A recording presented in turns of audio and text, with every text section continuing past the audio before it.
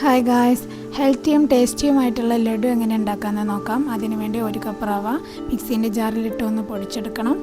ഇനി വേണ്ടത് കിച്ചടി പരിപ്പ് അഥവാ പായസത്തിൻ്റെ പരിപ്പ് കഴുകി വറുത്ത് കുക്കറിലിട്ട് വേവിച്ചെടുത്തതാണിത്. ഇത് ഒന്ന് ഉടച്ചിട്ടെടുക്കണം. മിക്സീൻ്റെ ജാറിലിട്ട് ഉടച്ചാലും മതി.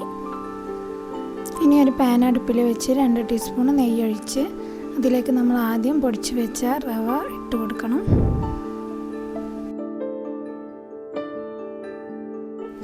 ഒരു 10 മിനിറ്റോളം റവ നന്നായിട്ട് വറുത്തെടുക്കുക. റവയുടെ കളർ മാറി വരുമ്പോൾ നമ്മൾ ഉടച്ച് വെച്ച പരിപ്പ് ചേർത്ത് കൊടുക്കുക.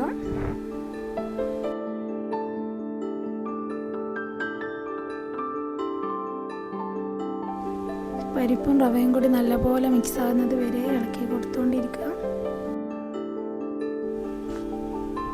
അപ്പം നല്ലപോലെ മിക്സ് ആയിട്ടുണ്ട്.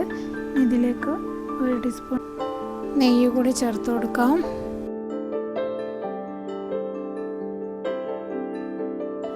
ഇനി ഇതിലേക്ക് 2 ടീസ്പൂൺ പാൽപ്പൊടി കൂടി ചേർത്ത് കൊടുക്കുന്നുണ്ട്.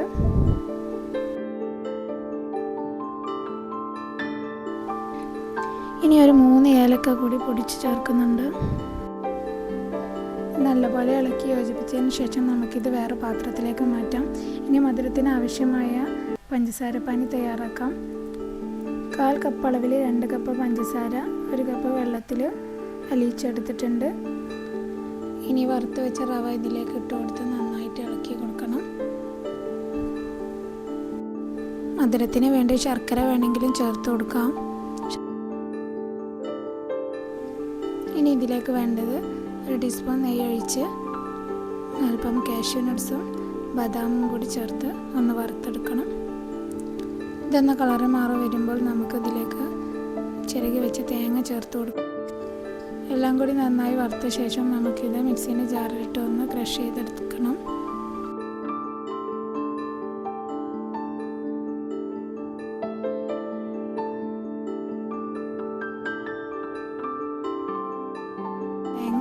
ക്രഷ് ചെയ്ത തേങ്ങയും നട്ട്സും നമുക്ക് ഇതിലേക്ക് ഇട്ട് കൊടുക്കാം. എന്നിട്ട് എല്ലാം കൂടി നല്ലപോലെ കുഴച്ച് യോജിപ്പിച്ചതിന് ശേഷം നമുക്ക് ലഡുവിൻ്റെ ഷേപ്പിലാക്കി എടുക്കാം.